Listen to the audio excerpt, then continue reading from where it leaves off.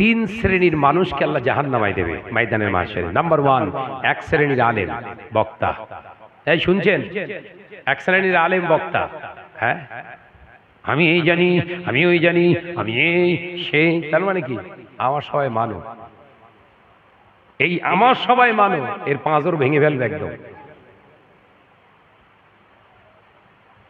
ময়দানের মাঝখানে এই আলেমকে আল্লাহ প্রশ্ন করবে, বক্তাকে প্রশ্ন করবে, এ আমার আলেম বান্দা, দুনিয়া জমিনে এলেমে হাসিল করেছিলে কার জামানদির জন্য বল? প্রশ্ন। আল্লাহর আলেম বান্দা বলবে, আল্লাহ তোমার জামানদির জন্য এলেম হাসিল করেছিলাম, তোমার সন্তুষ্টির জন্য আমি এলেম হাসিল করেছিলাম।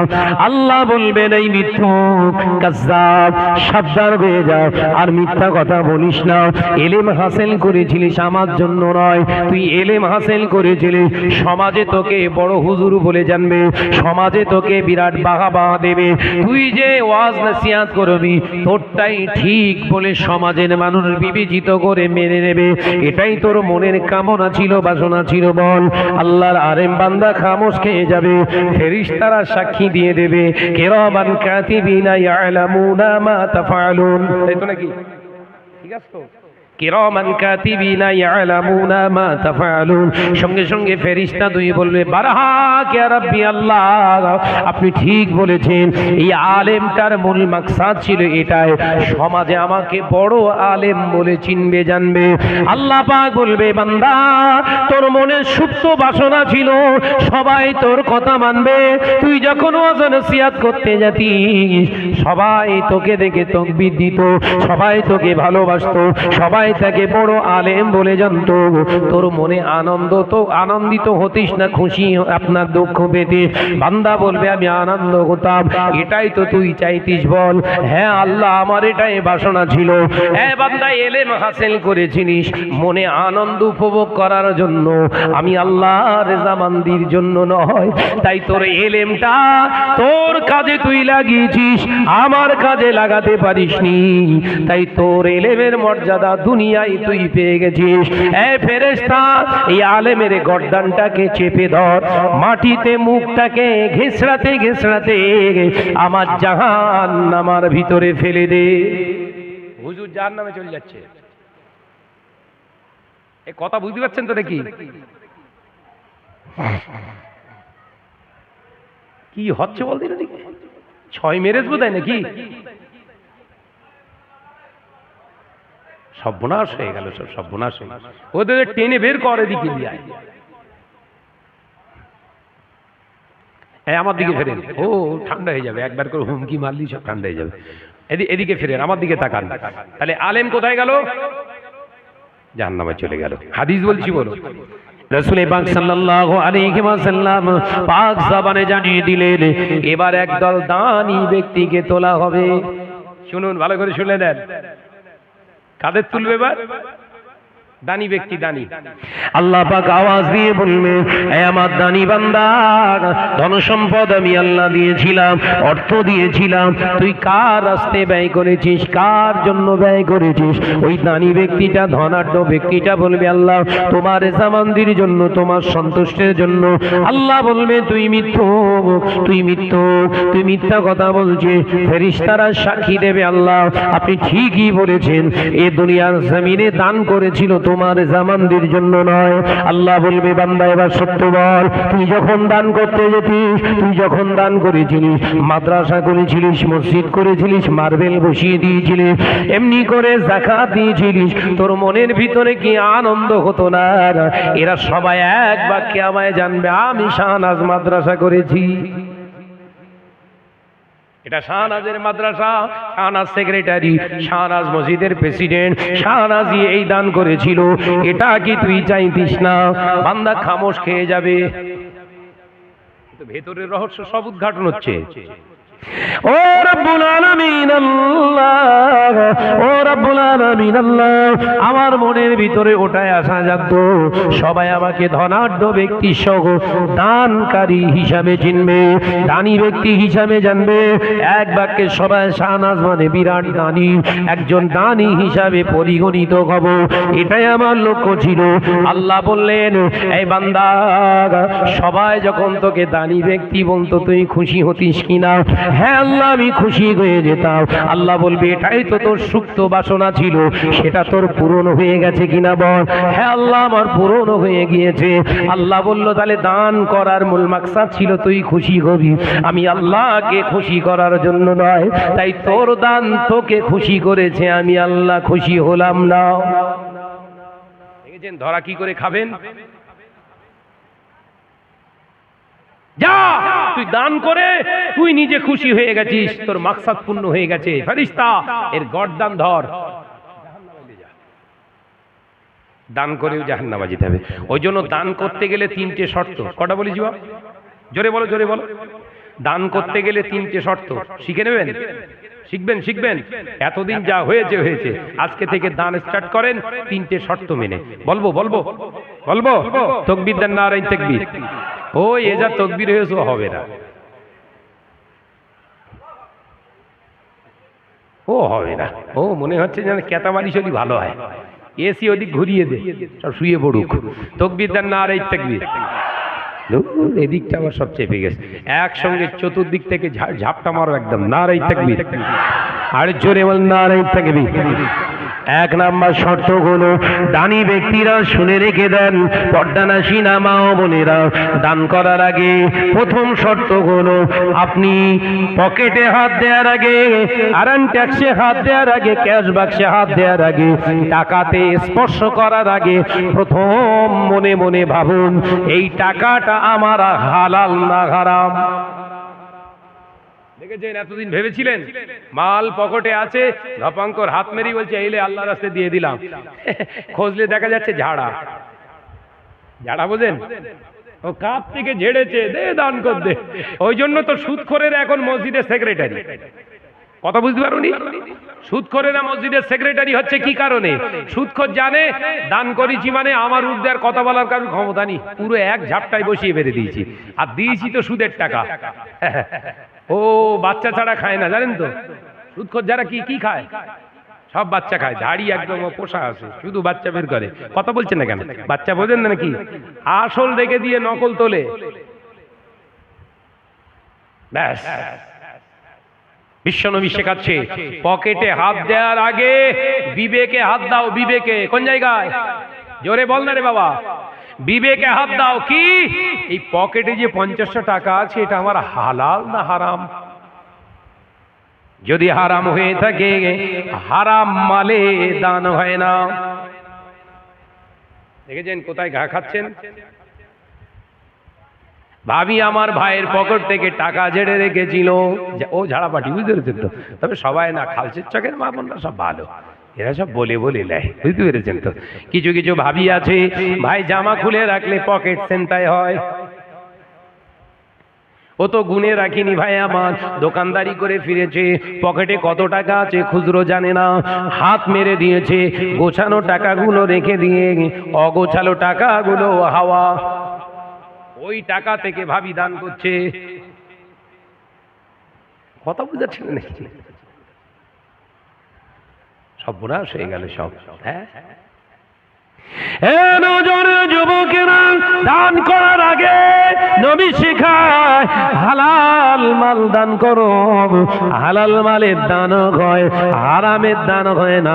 অর্থাৎ দান করার আগে প্রথম শর্ত হলো আপনাকে ভেবে নিতে হবে, যদি হারাম হয় আমি দান করতে পারবো না, মসজিদে দিতে পারবো না, মাদ্রাসায় দান দিতে পারবো না। কারণ হারাম মাল খাওয়াটা যেমন অপরাধ, খাওয়ানোটাও ততটা অপরাধ। দেখেছে?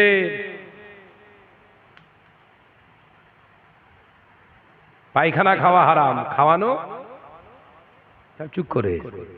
পায়খানা খাওয়া হারাম, খাওয়ানো, জোরে বলো, জোরে বলো। ওই জন্য ভালো বুদ্ধি দিয়ে যাই, পণ নিয়ে যারা বিয়ে টিয়ে করতেছো বাপ, কারোর দাওয়াত চাওয়াত দিও না। পণ নেওয়া একটা গোনা, আর ওই পণের শাদি খাওয়ানোর জন্য দাওয়াত দেওয়া আর একটা গোনা। বোঝাতে পারলাম না? পণ নিয়ে যদি তোর বিয়ে করার তো শখ হয়, একা একা মর, এলাকাবাসীর জড়াস নেই। কথা বুঝতে পেরেছেন? তাহলে দ্বিতীয় শর্ত মনে থাকবে তো শর্তগুলো? নাম্বার 1, দান করার আগে ভাববেন এটা হালাল না হারাম। হারামের সঙ্গে দানের কোনো সম্পর্ক নেই, মাথার ভিতরে রাখুন। তাহলে 1 লক্ষ টাকায় কেউ যদি ঝাড়া টাকা, গরিবের ফাঁকি মারা টাকা দান করে থাকে, আসলেও দানের টাকা নয়। খেয়াল থাকবে তো? দ্বিতীয় নাম্বার, দান করবেন কাকে, ব্যক্তিটাকে আগে জানুন।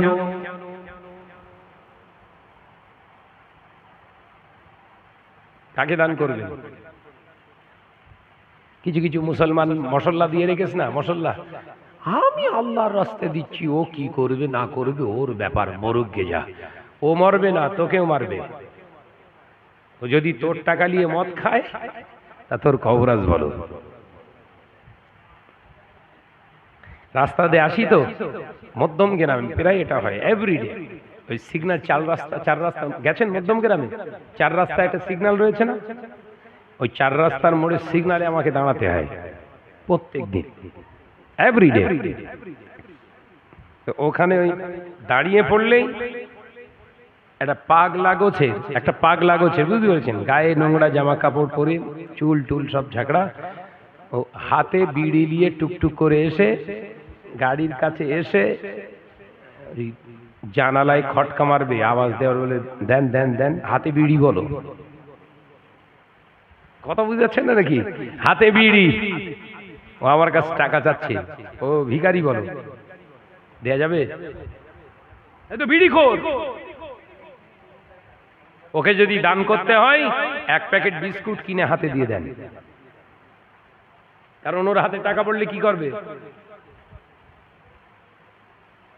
15 টাকা দামের আপনার বিড়ির বান্ডেল কিনে খাচ্ছিল, ও যদি 50 টাকা দেয় 4টে সিগারেট কিনে খাবে। তাহলে ব্যক্তিকে আগে জেনে দিতে হবে। তৃতীয় নাম্বার, দান দেওয়ার সময় আপনি নিয়ে ঠিক করুন, নাম কেনার জন্য নয়, সমাজে সমাদৃত হওয়ার জন্য নয়, সমাজের মানুষ আমাকে ভালো বলে ডাকবে, দানি বলে ডাকবে, সেজন্য নয়। আল্লাহ আমাকে দিয়েছে, আমি আল্লাহর জন্য দিয়ে দিলাম। একবার জোরে হবে না?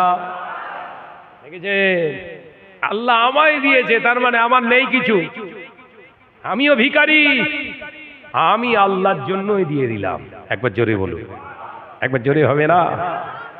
তাহলে দান করতে গেলে শর্ত আছে, কিন্তু সেসব অজনসিয়াত হয়েছে, হয়নি। দান করতে গেলে শর্ত আছে। মাদ্রাসা করবেন হারাম টাকা, ঝাড়া টাকা, মেরে নেওয়া টাকায় মাদ্রাসা করবেন, ডাইরেক্ট জাহান্নামে চলে যাবেন। ডাইরেক্ট, কথা বুঝতে পারছেন না? ডাইরেক্ট সুদের টাকা, ঘুষের টাকা, মেরে নেওয়া টাকা, কেড়ে নেওয়া টাকায় মাদ্রাসার ছাত্র তৈরি করবেন, খাওয়াবেন ওদেরকে ওই টাকায়, ডাইরেক্ট জাহান্নামে যাবেন। ডাইরেক্ট, ইনডাইরেক্ট নয়। বললি বলবেন শাহনাজ ভাই কিছু কিছু প্রচার করছে তো মৌলী সাহেবরা, মানে জায়গায় ঘা পড়েছ তো, ব্যবসার পুরো একদম বুকিতে ঝাপটা পড়েছ তো, মৌলী সাহেবরা চরং বরং লেগে গেছে আমাদের ওই দিকটায়। হ্যাঁ, মাদ্রাসা বিরোধী, শিক্ষা বিরোধী, এই বিরোধী, ঘোড়ার ডিম বুঝেছিস তুই, ভালো করে পড়াশোনা করকে যা। বুঝতে পেরেছেন তো? যে মানুষকে প্রকৃত মানুষ বানাবি, এই জন্যই তো মাদ্রাসা। মাদ্রাসা কি একটা হালাল সমাজকে উপহার দিবি বলে তো। হ্যাঁ, হারামের দ্বারস্থ হয়েছিস কেন? গরিবের হক মেরে দিচ্ছিস কেন? ক্ষমতা নেই, মাদ্রাসা করতে হবে না, মাদ্রাসা করার তোর জন্য ওয়াজিব করে দেয়নি আল্লাহ। যেটা আছে পুরাতন, ওতে সহযোগিতা কর। কথা বুঝতে পারছেন না নাকি? যেটা পুরাতন আছে ওইটাই সহযোগিতা করলে একই সওয়াব পাবি তো। আলাদা খুলেছিস কেন? ये हाल तेरा चाल है, मकसद तो मेरा माल है। কথা বুঝতে পারছেন না? আল্লাহ আমাদেরকে বোঝার তৌফিক দেন, বলুন আমিন। একটু জোরে বলিন আল্লাহুম্মা আমিন।